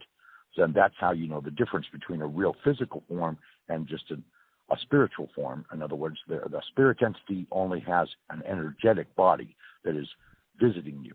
And I do believe when they appear to dreams, that is the way in which before they completely part from this reality or this world of existence, okay, they may come to you to deliver a message of well-being. They may come to you to deliver a message to show you where something is at, or they may come to tell you that you need to do such and such. All of these different messages appear to be as though this is information you're garnered in a dream, but in actuality, it is in fact the spiritual essence of that loved one that is visiting you while you are asleep, because you will not normally react with fear because it is going to be someone that you know, and therefore you won't become frightened by it because it's someone that you know, it's someone that you love. And yes, I do believe that we get visited quite frequently in our dream state by all kinds of loved ones. And again, you have to understand that from my perspective and in my humble opinion, our loved ones never really leave us. They're only in a vibrational state that we cannot perceive normally with our physical eyes and our regular physical awareness. They are always, just a few steps away from us energetically or vibrationally, and they are constantly watching us and, looking after us to some degree. And, of course, you should also know that if you have questions, all you have to do is ask them a question, and I assure you, you will get an answer. It may not be quite in the means that you're expecting. So, for example, all right, let's say that your uncle has passed, or another loved one has passed away, and once you learn of it, you're grieving. You're going through grief in experiencing that loss. And you reach out to them and say, well, are you okay? Well, they may show you that they're okay by all of a sudden putting in your immediate reality, like around your bed or around on a night table, or say you get up and go to the kitchen for coffee and you're sitting at your breakfast nook or whatever it happens to be. All of a sudden, a book that you haven't seen in years appears out of nowhere, okay? And this book holds within it great memories. It may be a picture book. It may be a photograph book where you actually find pictures of them. And that's a way of their saying to you hello, or to let you know that they're okay, even though you would not normally hear them. You see what I'm saying? And this can happen even in the waking state. Yeah. You don't necessarily have to dream. I hope that answers your question. Yes, no, it does, because I don't know, I had gotten in a dream recently, my aunt, who passed away quite a while ago, she came to me and she was upset, very upset at my other aunt, telling me she's like, kind of mean, and, I was just like, wow, I was just like, wait, am I expecting something? But yeah, no, I do agree with you. I have had one experience when another aunt of mine who was going to pass, who had passed, called me on the phone, and she told me she was coming out of the hospital, and I said, oh, great, I'm going to come see you. And she told me in the dream, no, you can't come see me yet. And I found out like 2 days later that she had passed. So, I felt that message was very direct, but, my aunt telling me about my other aunt, I was just like, oh, well, I hope she isn't angry like that at her. But I understand. Yeah, that's a little bizarre. Yeah. No, but that's and I guess that's very comforting. I love that, the picture books, yeah. Or, it can also be scents. It can also be, like a certain perfume. Or it could be if they smoked a pipe, or they smoked certain kinds of cigarettes or certain kinds of tobacco. Or if perhaps their favorite color was a specific color, and all of a sudden you find like a blouse or a sweater or any other clothing item, even a sock of that particular given color that reminds you of them. Or anything from the kitchen, okay? Let's say that they were famous for their pineapple upside-down cake of all things, and all of a sudden you go into the kitchen, and as soon as you enter the kitchen, you get this big whiff of pineapple scent. And it's so compelling that you absolutely, smell it, and you feel like it's so real that you start looking around for the pineapple, only there isn't any. Just as an example, of course. But, yeah, I mean, right. For one relative to say that they're kind of upset with another relative that is still incarnate, that's kind of bizarre. But then again, perhaps in a manner of speaking, that was a warning that to say to you that, hello, beware that if so-and-so reaches out to you, that they may be in a very mad or mean state of being, you see? You have to always throw a 360 on any given dream or any given situation that may have a spiritual nature to it or a spiritual foundation behind it, because you never know exactly what it is. And that's why we have channels and mediums, those that are gifted in contacting those that have crossed over to the other side, and they can deliver to you, various messages. And I hope that they are genuine from the aspect being that rather than attempting to interpret what they are hearing or what they are seeing, that in fact they do nothing more than actually tell you what's being said or what's being shown to them. And that's how you know a genuine medium from one that is maybe an imposter. Because like it or not, when it comes to psychics and mediums and channels and all these good gifted people, there are those that have learned, unfortunately, through skill by reading body language and other things of this nature, or leading the conversation and getting you to answer questions before you ask the questions of them, then they in turn feed back to you the information that they've already garnered. You see what I'm saying? So you have to be a little bit leery. But I assure you that, if you trust your guides and say to yourself, well, okay, I would like insight on such and such a matter. Would you kindly show to me someone that can assist me in answering my questions? 99% of the time, they're going to show you to someone that is genuine and that actually bears the gift of psychic ability or be a medium or a channel or what have you. Oh, that's beautiful. Oh, thank you. Thank you for joining us. Thank you very much. Okay. We hope you visit us again. Yeah.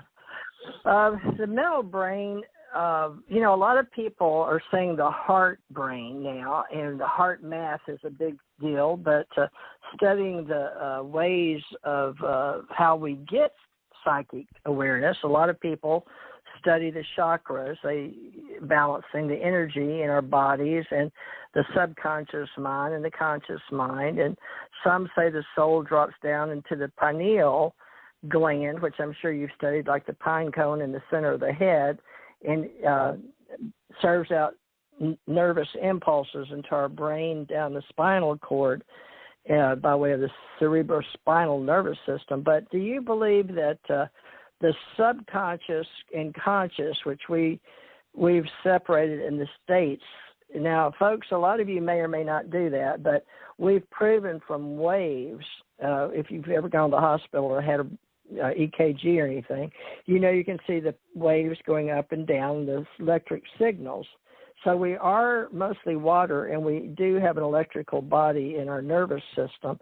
And a lot of us as empaths get strengthened by doing meditation. And a lot of people really swear by the relaxation of your heart and nervous system and glands and your mind and all the energy that we're composed of becoming relaxed in order to be a better empath or to walk these paths of a spiritual nature. So, Richard, do you want to discuss anything about, beta is what we're talking in now. Alpha is sort of a relaxed state, and theta is like your dream, and then you can be even beta, alpha, theta, delta, gamma, the 5 or the normal 5 levels or waves you'll see. But then there's a 6th and 7th we've discovered, according to some people in the last few years. And Dr. Lipton's one of those about the 6 with the Tao looking at the brain and what it's made of. But the astral brain has millions and billions, actually, of cells, and they're connected to the physical brain, okay? And that is 2 ways that we communicate with our higher planes in the astral world. But we say there's a mental, physical, and astral. And I think maybe earlier you were talking about the etheric body we have around us, that some people can see the energy out to your fingertips or maybe even 8 feet out. So energy up and down. Some energy comes, we call it the toroidal, like the earth has an energy base from the bottom to the top. It looks like an inner tube of energy. If you've ever seen the earth and the way the energy flows in the grid and the web, we have that around each one of our bodies. So we say that we will sit with our crown, our head. Some people like to stand on their head. I'm not one of them. But to sit with your legs crossed, if you so desire, even in a chair, but to get very still. And your energy goes circular in nadis, we call them, and our chakras, and their energies places, and we use red, orange, yellow, green, blue, indigo, violet, the 7 colors of the rainbow, to help people learn. It doesn't mean they're that color, but the energy that is in the water and in the electricity and in the brain and all of that. So we tend to study that if you've gone into studying metaphysics and the earth tools and the kundalini, the divine spirit, and how we're ruled, and then how mankind has been able to share lots of mysteries that they only taught the royals. And so they became ancient mystery schools because those in power thousands of years ago wanted it that way. Now, sometimes, like the Akasha records that were taken into the crystals that were taken into the earth by Thoth or Tao, me and Richard here, it's Thoth, but he says the H's are silent in Egyptian. So, but I've heard the Jewish, so people call it Thoth, Thoth, basically one of the gods of the Egyptians, the Indians, I guess. So, Richard, talking about dynamic power and the royals, they're the only ones at one time that were taught that, but we're bringing all the ancient mystery schools to everyone now. And you can go directly to God. You don't need an interpreter in between. Now, we understand that some people like to come to psychics to help them, or we do life coaching and we do intuitive processing, and we do readings, and I do tarot readings as well. So you can call Richard and I if you're interested, and we're setting up the Psychic Channel Network website. But, there's times and places for everything. But you want to talk a little bit about how they can use a little bit of their meditation just on a daily basis, or even tune in to biorhythms or, their experiences, dreams, and even keep a little dream journal for us would be nice, for their daily events. So give them just some basic touch on the chakra.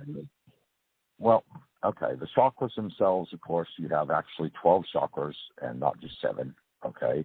And actually, if you extend it all the way out, there are 15. But, I mean, again, this is esoteric knowledge, and it's, Eastern mysteries and so on and so forth, because it's been taught by the Hindus' belief system for ages and ages and ages. But basically, you have 7 major energy centers.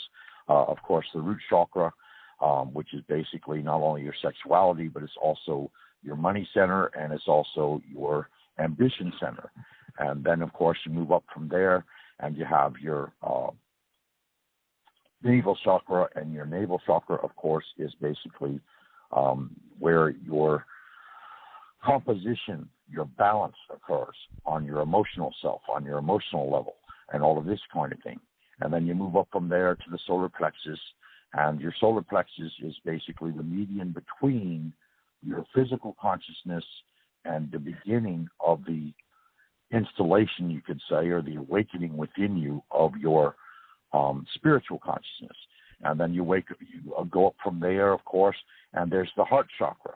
Now, of course, the big thing now, of course, is not only do we have a heart chakra, but a lot are referring to the higher heart. Well, the higher heart is kind of like an overlay of your regular physical heart, only it's off a couple inches away or what have you, and it resonates with your spiritual intent and your spiritual love and your spiritual heart. So therefore, your higher heart is your spiritual heart. And, of course, there's also, the teaching that your higher heart is also the presence of God. So, in other words,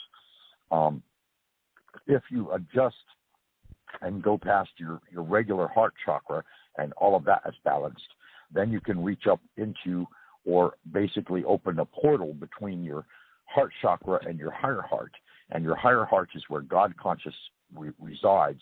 And basically, if you open an interchange energetically between your higher heart and your lower heart, then in turn you begin to become more vibrationally in tuned with your spiritual self. Then, of course, you would move on from the heart center to the throat chakra. The throat chakra, of course, is all of your means of communication. And, of course, it becomes blocked if you're not expressing yourself when you feel that you should, or you're compromising and not saying what you think, or you're compromising because you don't want to hurt other people's feelings, or you're compromising because you're getting scolded or someone's shouting at you and you don't want to react.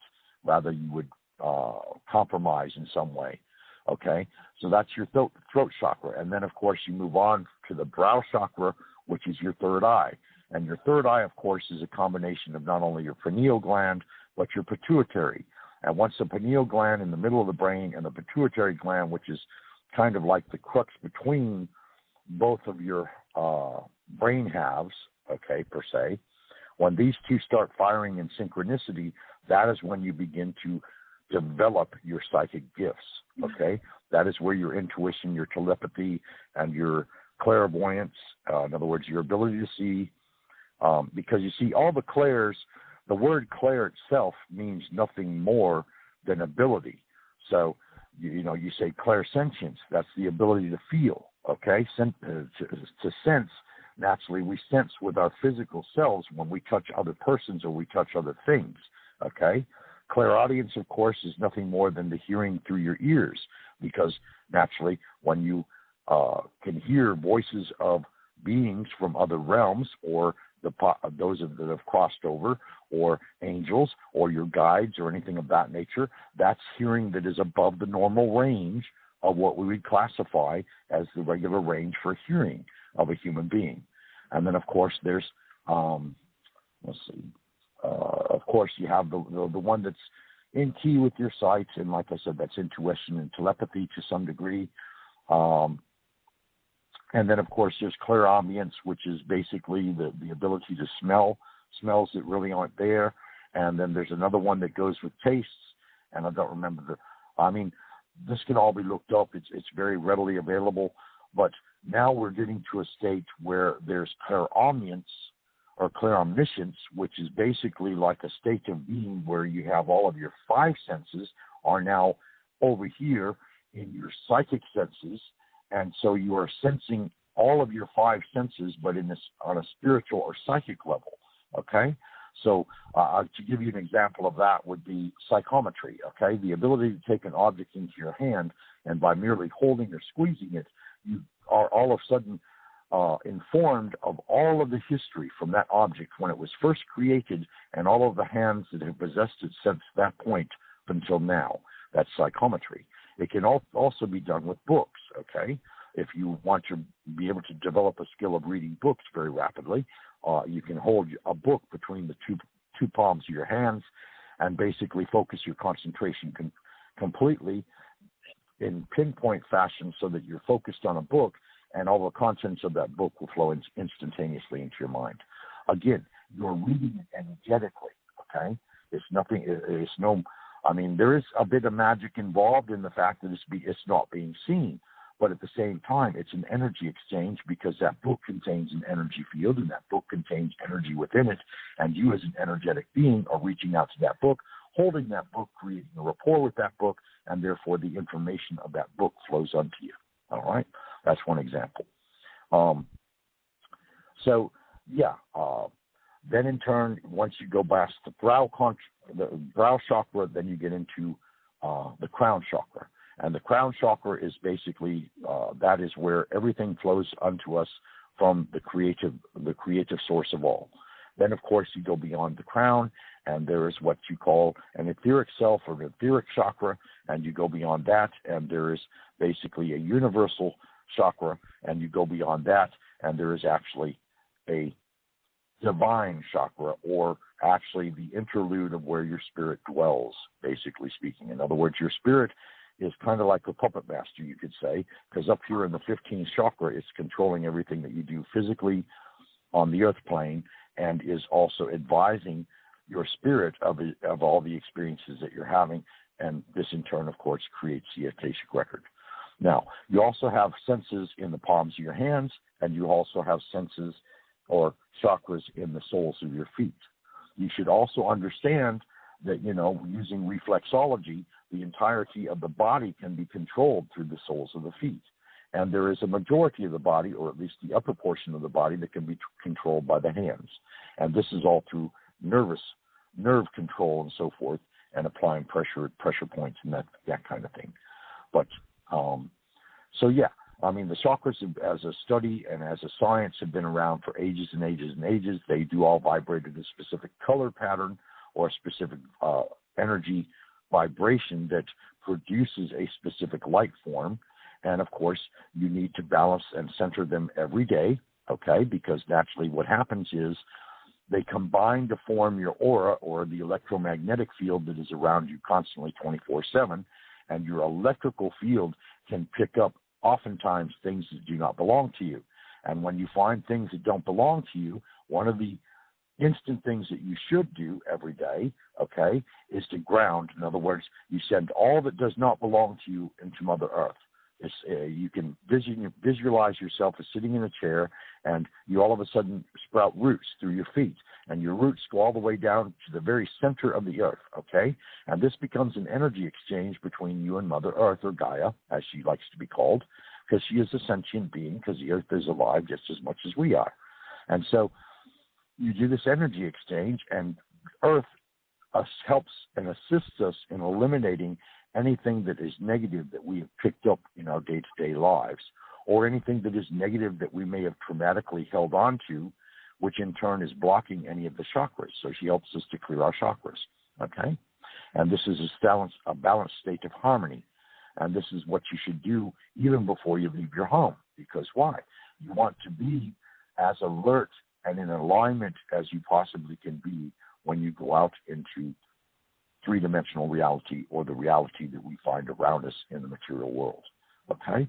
Then in addition to that, yes, you can journal, okay? You should journal your dreams. You can journal your psychic or paranormal experiences, and you can the advantage of journaling is you're making a record of the experiences that you have had. And even though they may not make a whole lot of sense to you at the day that you record them, you may go back in time, say a couple of weeks later, a couple of months later, and look at them and read them again, and all of a sudden you will find that they make a whole lot more sense then than they did when you actually experienced them. So it's kind of like training yourself, in a manner of speaking, because you're the one reviewing your experiences, and you're the one garnering all the information and knowledge and experience that you can from them, and as a result, you are benefited by it. Now, yes, there are a great many books out there for dream interpretation and all this kind of stuff. And if you like to read books and like to garner all kinds of different knowledge, that's fine. That's wonderful.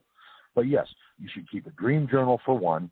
And if you want to keep an additional journal that would list all your paranormal, psychic experiences, supernatural experiences of any kind, then again, that would also be useful. Because then when you come to consult with someone that is trying to give you guidance upon your own path, or insights into these experiences you may have had in the past or the recent past, then in turn, you have this journal resource to say, okay, well, I experienced this and this and this on such and such time, and so on and so forth. And of course, a psychic can garner the information and turn it into a transistor, you could say, kind of like a radio frequency, all right? And that radio frequency will in turn give them back or feedback information to them that will give you further insight on that particular event or what have you. So those are all useful tools. You need to ground, okay? You should center your energy, which means basically you bring your energy into your solar plexus, all right?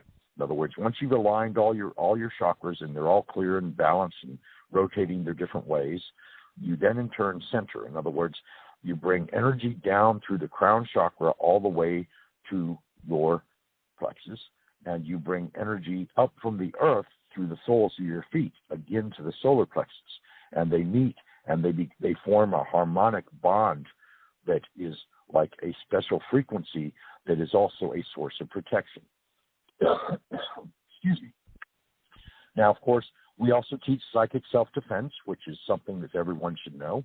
We also teach empathic shielding, which again is something all empaths should know. And just to clarify, what an empath is an empath who has the sensitivity to emotionally experience another person's emotional state of being, okay? And we mentioned Star Trek earlier. I can remember an episode a very, very long time ago, probably back in the 60s or 70s anyway. And this particular episode did, in fact, display an empath who had been created, okay, on another planet, another galaxy or whatever that, they had come in contact with. And this particular being was pure from the aspect being that they had no personal experience. But they had been created as an empath so that in turn they could help heal others. And so a subject person was brought into the room with them. And at first, of course, they sensed and they felt, and they were very withdrawn from them because they didn't want to get into what all that person had experienced or whatever. And eventually, come to find out that given individual was actually only a few hours away from actually dying physically, okay? And the empath basically became selfless, all right? And they brought forward all of that, all the emotional state of being of this other given individual who was on, nearing death or what have you. And by doing so, they lifted a great burden off the physical and emotional self of that person and took it into themselves. And by taking it into themselves as an empath, they had the ability to heal emotional states of being. So they were basically healing that person's emotional state of being. And as they healed that emotional state of being of that person that resided within themselves, they were also healing the emotional state of being in the given individual that they were encountering. And once they healed completely, so did the person that was outside of them. And this proved that they were a selfless empath with the ability to completely heal by transposing another one's emotional state completely within themselves, and then in turn projecting energy to them that actually healed their state of being, while also healing themselves internally, because there was the instant recognition that this state of emotional intensity did not belong to them. Rather, what they were doing is transposing it upon themselves so that in turn they could assist the person that was in that state of being. And that's empathy, okay? And of course, it comes in various guises and various degrees. And of course, if you're an empath, I would say very strongly that you need to shield yourself. In other words, you need to get in the habit of creating electrical or magnetic shields of energy all around you so that when you go out, okay, you are not emotionally affected by the emotional states of others that you encounter. And this is especially true in hospital settings, okay? Simply because when you enter into a hospital, there are lots of beings in all kinds of different and not so good states, physically, emotionally, mentally, and there's a great deal of trauma. There's a great deal of surgery going on, and of course there are also the presences of some who have departed and are unaware that they have even passed over, and therefore they are kind of malingering around the hospital. Well, you want to shield yourself from this, from the aspect being that you only help those that you choose to help, because otherwise you will get bombarded and overwhelmed, And you can even become nauseated or physically sick because you are taking in so much emotional energy that it completely overwhelms not only your chakras, but even you as a spiritual entity to some degree. And therefore, it's very traumatic. Whereas if you put up a shield, then the majority of that is kept outside of you, and you basically, as a empath, can pick and choose what it is and who it is and what it is you want to deal with, because you can only heal and you can only help one given individual at a particular time, okay? At least most common empaths, that's the norm. You deal with one person at a time. And so Star Trek did that, right? With Deanna Troi, but she was a Betazoid. She could really get out there and feel everything. Then there was the Vulcan empath. That came forward, okay? The episode that I'm talking about happened way back in the 60s or 70s, just as Star Trek was beginning, okay? I'm not talking about Whoopi Goldberg that starred as well. Yeah, you had the Betazoid. Yeah, you had the Betazoid that of course was an empath, and yes, she could feel the emotions of everyone in the room. And then you had Whoopi Goldberg. She could do the same thing, and she was a bartendress, and I forget what civilization she was from. And then, of course, the Vulcans, that's an entirely different thing because, when you start talking Dr. Spock, he was half human and half Vulcan. So half of him denied his emotions and was able to set his emotions aside, and half of him was human and wanted to actually experience those emotions. So he was oftentimes at war within himself as to which one would win out and which situation was the stronger of the two. Well, they talked about one that said the empaths on Star Trek episode 67. I saw one in 68. But anyway, the point is that they use, I guess, those shows to help teach. No, it said air date 12/6/1968, written by Joyce Muscat, William Shatner, Leonard Nimoy, DeVoris Kelly. So this is the original, Catherine Hayes. And it says star date 5121. But attempt to evacuate Menard 2. Sun goes nova, Captain Spock and McCoy. All right, that must be the one you're talking about. It was called the Empath Friendship Unit. Okay, essential component. All right, well, that's interesting. So I guess we could go back and watch it as well. But, folks, we're here to help you. Catherine Hayes was the original empath, if you're keeping up with all that, Catherine Hayes. So anyway. I guess we've reached our midnight duties here as we're on the cusp of the time, and you've done an excellent job of keeping us entertained. Dr. Richard T. Knight, Sir Richard of our roundtable of psychics. So if you'd like to join us, please let us know. And Richard, how do we find you on Facebook? I've looked several times, but I'm going to go there right now. I'm going to go to Facebook. I am Richard Knight, of course, last name with a K. All right, and I have the Archangel Michael on my profile. I can't find it that way. What name I have sent you three friend requests to each of your profiles that I am aware of. Okay, so all you need to do is look at friend requests. Okay, and then you'll find me. And once you found me, then of course you can add me wherever. But unfortunately, there's a lot of people out there named Richard Knight. I even discovered that I have someone upon the same or similar path in England that is also named Richard Knight, and he's an empath, and he's an excellent tarot reader and a psychic and world-renowned, supposedly, from what he claims. And I neither validate nor put anything negatively against him by any means. I have reached out to him, but we've not made contact yet.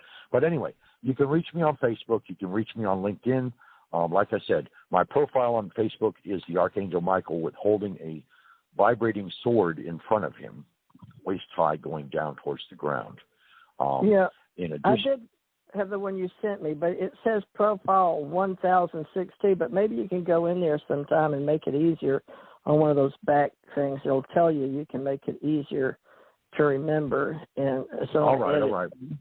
Well, anyway, like I said, I'm out there and I can be readily found. I'm being found by people every day.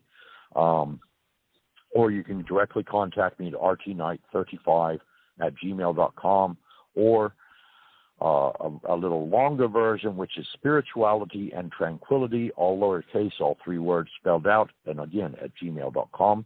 You can also find my profile as Richard T. Knight on LinkedIn, okay? And, of course, you are welcome to listen to the archives of our prior shows at tjmorrisetradio.com.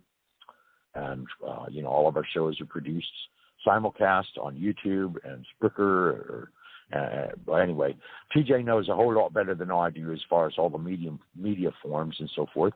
But as always, it's been most enjoyable. And I hope that, perhaps we have shared something that you learned from, or perhaps, in some way you've been benefited thereby. It's been a pleasure as always, TJ. Thank you, Richard. I think you did an excellent job today of educating us, and we enjoyed it, and I appreciate it. And do you want to show up tomorrow, or you want it Sunday off? Sure, that sounds fantastic. Tomorrow? No, I think Sunday is our spirituality day.